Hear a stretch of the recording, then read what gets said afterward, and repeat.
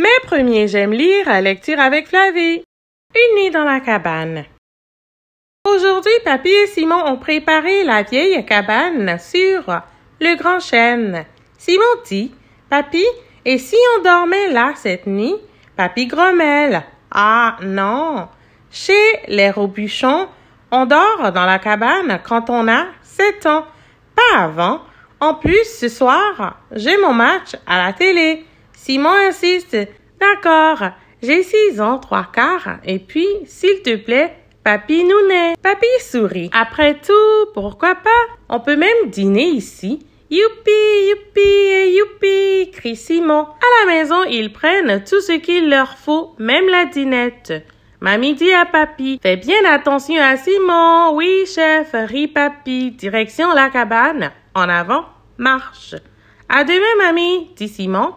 Papy allume un feu devant la cabane. Simon met la table sur un tronc d'arbre pendant que Papy remue les pâtes dans la casserole.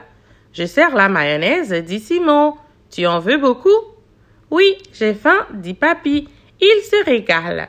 Comme les assiettes sont petites, Papy reprend 9 fois des pâtes. Simon, lui, se sert 9 fois de la mayonnaise. En dessert, il y a 2 parts de gâteau au chocolat de mamie. Le feu s'éteint doucement, alors il déplie le tapis et la couette sur le sol de la cabane. Papy bâille. Oh, bonne nuit, Simon. Bonne nuit, Papy. Tu dors?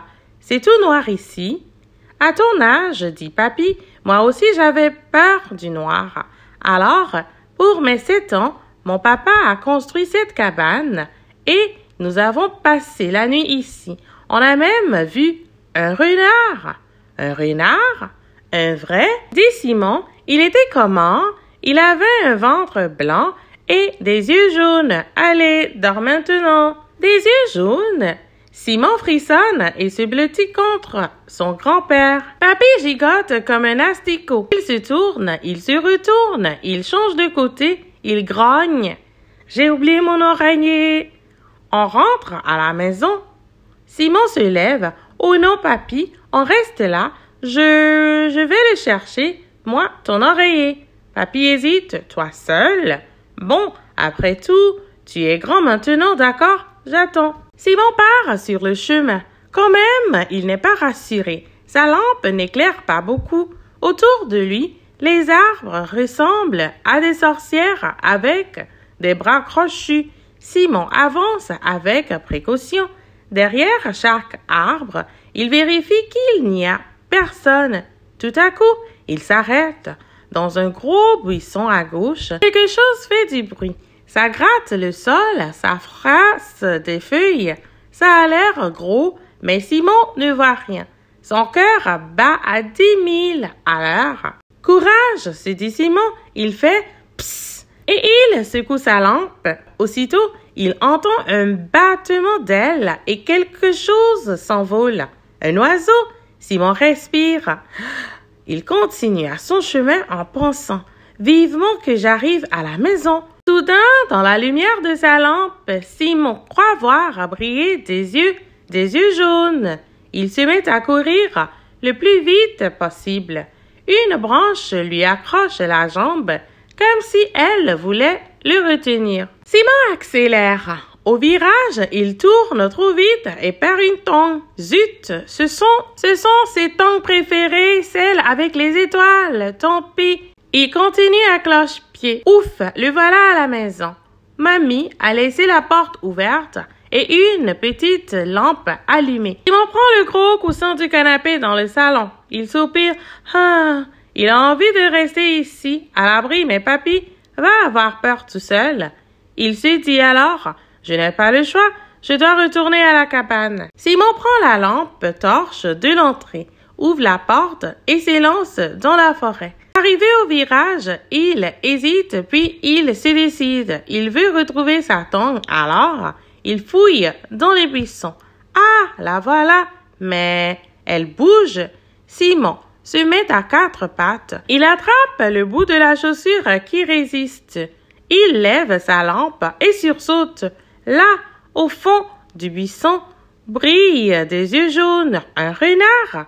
Simon a tellement peur qu'il ne peut plus bouger d'1 millimètre.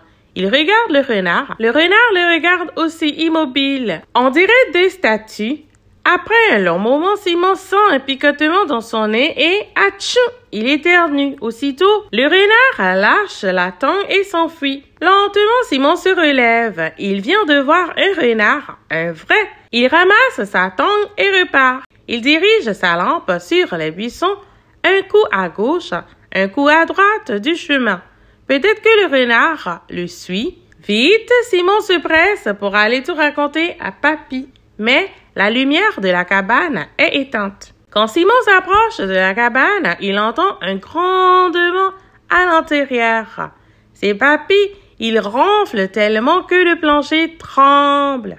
Simon se couche, mais il pense au renard et puis il a froid aux oreilles et au nez. Pour s'endormir, il compte les ronflements. 45, 46, 47...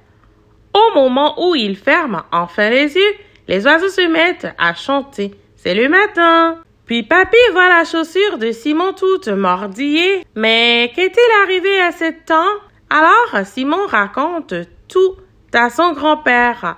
Les arbres sorcières, la dent perdue, le renard.